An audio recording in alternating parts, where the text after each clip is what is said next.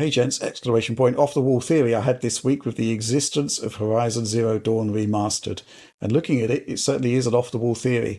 What if PS6 isn't backwards compatible with the PS4? Beyond just padding out their release windows, what if Sony is engaging in future proofing of their big hits because PS6 won't handle PS4 era titles natively?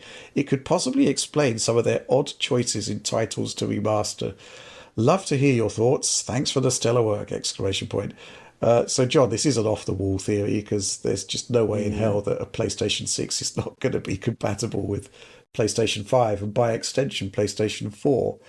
What do you think what do you think of the off the wall theory and why are we getting these remasters? Because it's kind of odd, isn't it? Yeah, I mean, I don't buy this theory at all. I suspect if it's going to be compatible with PS4, I'd be very surprised if it was not.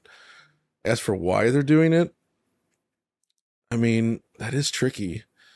I mean, the resources required to do most of these is probably not that significant.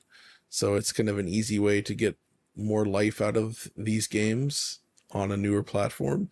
It also does indeed fill spots in the release schedule, since everyone seems to be struggling to get stuff out at a regular pace these days. Yeah. I mean, there is, like, for instance, The Last of Us Part 1, T-Loop 1, as Oliver would say.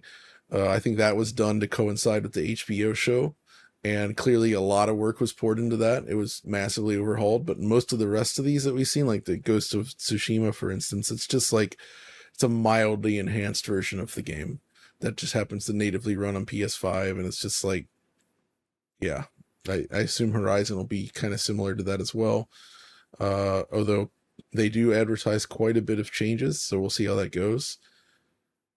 But I mean, if it's really tricky though, right? Like, it's hard for me to know for sure, like, what's actually driving these, other than they just want to bring it forward to a new audience, not unlike Nintendo did with Wii U to Switch. Although in that case, the Wii U was a massive failure, so it made sense to bring those Yes. forward, but still.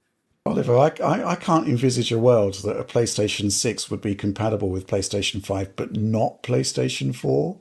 And I think that if there was a compatibility issue with PlayStation 6, they would make the remasters for PlayStation 6, not PlayStation Uh, 5. yeah, I completely agree. I think, like this commenter's name, the chances of this are zero, approximately Yeah. zero.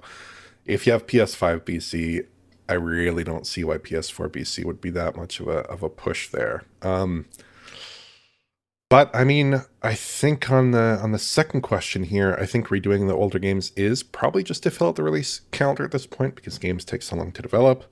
But I also think a critical aspect of it is trying to expand the audience for sequels, because those sequels are taking so much money to develop that maybe you do need to find an additional 2 million Last of Us fans or something out there to make a sequel Right. viable, right? Or you do need to find, an extra few million Horizon fans out there to make Horizon 3 viable, right? That's probably just the case there. And that also ties in with all of Sony's various cross-media projects, including now, The Last of Us, God of War. I think there's a Horizon thing in development. I mean, they're really pulling out all the stops there. Until Dawn, obviously, they're doing a movie.